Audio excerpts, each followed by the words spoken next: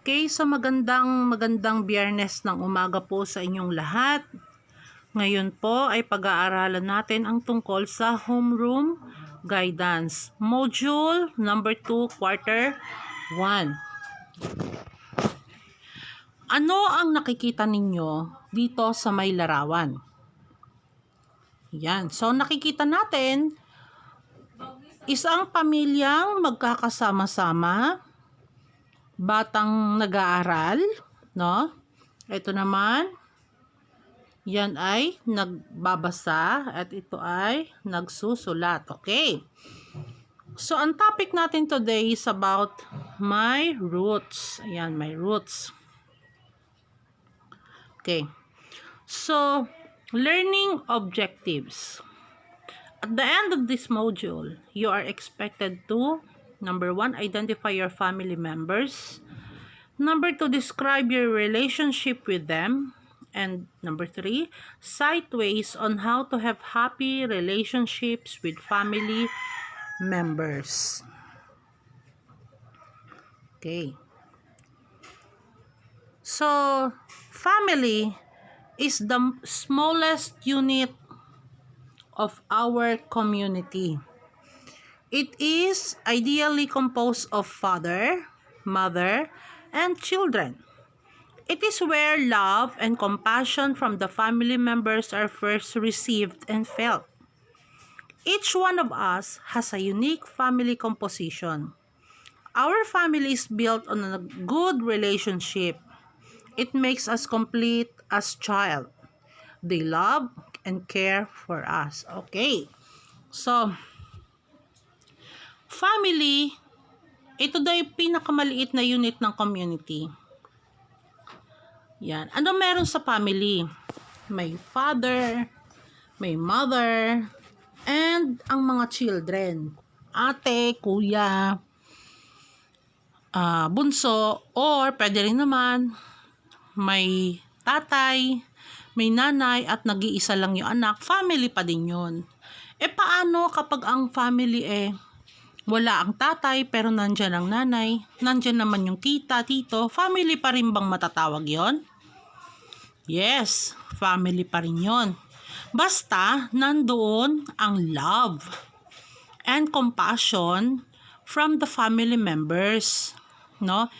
Kasi ang love ay unang mararamdaman mo sa iyong pamilya. Bawat isa sa atin ay may kakaibang family. Hindi porket family composed agad ng father, mother, at saka yung mga anak, hindi rin po ganon. Okay, so malalaman natin ito sa ating aralin ngayong umaga. Okay, for our first activity, let's try this. So read the poem and answer the question on a clean sheet of paper. I love my family. I love my family. Yes, I do. I love my father and mother too. I love my brother who helps me what to do, as well as my sister, as giggly as you. Okay. So, naintindihan nyo ba ang tungkol sa poem natin or tungkol sa tula natin? Kung naintindihan nyo, let us answer processing questions. Number 1, identify the family members mentioned in the poem. Yan. Identify nyo daw anong klaseng family members meron dito sa tula. Number 2, how do you describe the relationships of the family mentioned in the poem? Ano ang anong klaseng family meron dito sa ating tula? Number 3, how can you relate your own family to the relationship shown in the poem? Paano mo maihahalin tulad ang sarili mong pamilya sa relationship na nandito sa ating poem ngayon? Okay? So, let's proceed. Let's explore this. How will you describe your family members? Paano mo daw i-describe ang iyong mga family members? Sa isang malinis na papel, in a clean sheet of paper, draw a big flower. Mag-drawing ng malaking bulaklak. At the center, write my family. Sa gitna nun, sa gitna ng bulaklak, isulat mo yung word na my family. Each petal will represent one family member and a description. You may color your drawing, then answer the questions below. So, magdodrawing ka ng bulaklak, and then, sa gitna, ilalagay mo my family. Tapos, kung ilan kayong membro ng pamilya, yun ang petals na gagawin mo. And then, ilalagay mo doon, or ilalagay mo doon, or idodrawing mo doon, ang miyembro ng pamilya nyo. Tapos, sa bawat isang petal ha, tapos ilalagay mo kung ano siya doon. Okay? And then, answer the questions below. Number 1 question, how do you feel after completing the activity? Anong nararamdaman mo nung kinukumpleto mo yung activity natin? Number 2, was it easy to identify the members of your family? Madali lang daw ba sa'yo na i-identify ang members ng pamilya mo? Or kilalanin ng mga members ng pamilya mo? Number 3, how is your relationship with each member of your family? Okay. And number 4, how do you maintain a loving and happy family? Yan. Paano mo ma-maintain, paano mo mapapanatili ang pagkakaroon ng mapagmahal at masayang pamilya? Okay, next. Okay. Keep in mind, a family is composed of parents and children. However, this is not always the case. There are families that do not have parents anymore. There are families with different situations. So, what makes up a family? Yan. So, a family usually ay dapat merong mga magulang at may mga anak. Yon. Yun ang usually na nakikita natin sa mga or napipicture out natin sa di ba nakikita natin sa mga stories, sa mga TVs. May parents, may children, may ate, may kuya. Yon. Pero hindi ganun ang usually or hindi ganun ang makikita mo sa iba.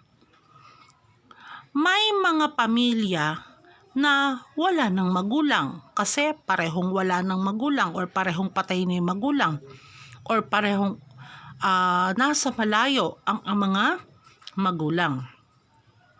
May mga iba't iba tayong mga itsura ng pamilya. So, paano na lang? Matatawag ba natin itong pamilya? Okay. So, a family is a group of people living together with love, care, and affection. So, there are many types of families. Look at the following examples. Type of family. Nuclear family. Nuclear family, so this family consists of the following: a father, a mother, a children, or a child. Ayan. So yun yung nuclear family. May tatay, may nanay, may anak, or kahit na iisang anak, pwede rin. Single parent family. One parent, a father or a mother, and a child or children. Pag sinabi nating single parent, mag-isa lang. Halimbawa, pwede ring nanay lang, tapos mga anak niya, or pwede rin naman na tatay lang, tapos mga anak. Yun ang single parent family. Extended family. Ang extended family, those are the parents, child or children, together with grandparents or relatives. Ayan. May nanay na, may tatay pa, may mga kapatid, yan, may mga anak, meron ding mga ibang miyembro ng pamilya, halimbawa lola, lolo, tita, tito, nandyan. Childless family. What is childless family? Those are the parents with no child. Walang anak. Hindi biniyayaan ng anak. And then, grandparent family. Grandparent and their grandchild or grandchildren. Dito sa grandparent family, pwedeng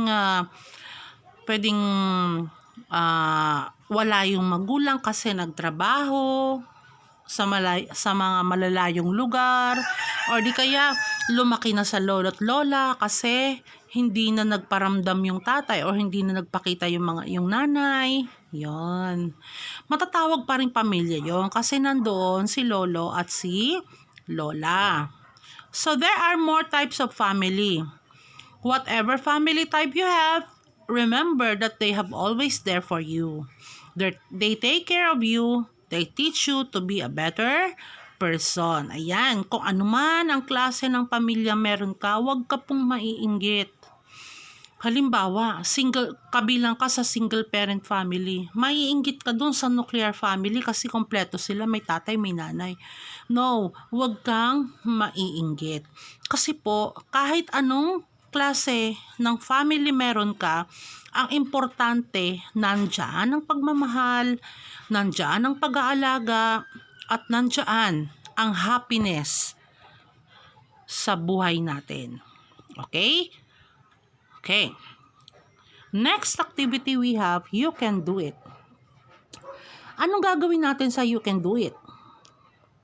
On a clean piece of paper, try to draw the members of your family. You can sketch their faces. You can draw their whole body. You can draw stick figures too.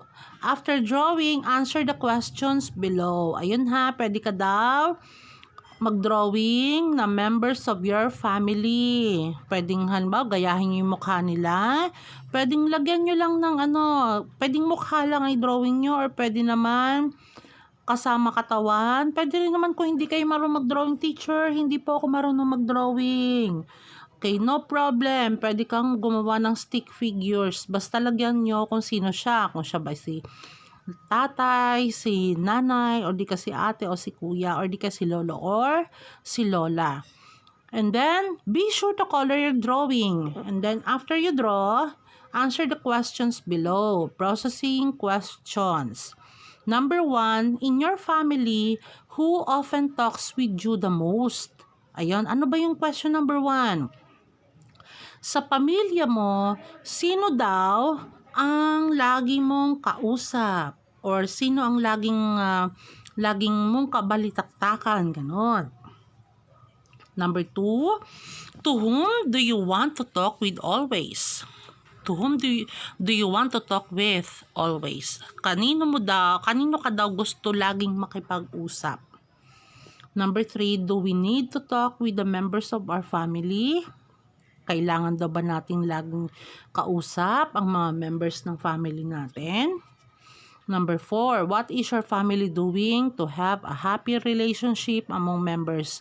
Anong ginagawa ng pamilya mo para magkaroon ng maganda at masayang relationship sa members or sa inyong buong pamilya? Okay. Alright, let's proceed to what I have learned. What I have learned: match the family structure according to its composition on your clean sheet of paper. Write the letter of your answer to this activity. Ayan. So, meron tayo dito sagot. So, letter A, single parent family. Letter B, extended family. Letter C, childless family. Letter D, nuclear family. And letter E, grandparent family. Ayan po. Ayan ang katanungan. So, identify mo lang yan. Dito kayo pipili ng inyong sagot. Okay? Ayan. After that, dito na tayo. Share your thoughts and feelings. Our family is our root. Ugat. No? Pamilya ay is ugat. Pinanggalingan ng lahat. Each one of us came from different families. We have unique characteristics and family backgrounds too. We can live happily by loving and showing respect to them.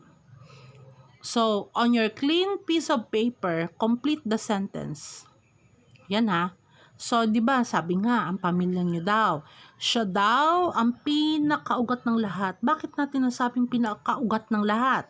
Kasi po, kung ano ang katangian mo or ano ang iyong ugali, dahil yan sa pamilya nyo. Okay? So, lahat tayo magkakaiba ang pinanggalingang pamilya. Kahit ano pa yan. No? Kahit ano pa yan. Kahit sino pang mga kasama mo, yan pa rin ay tinuturing nating isang pamilya. Okay. So, we can live happily by loving and showing respect on them.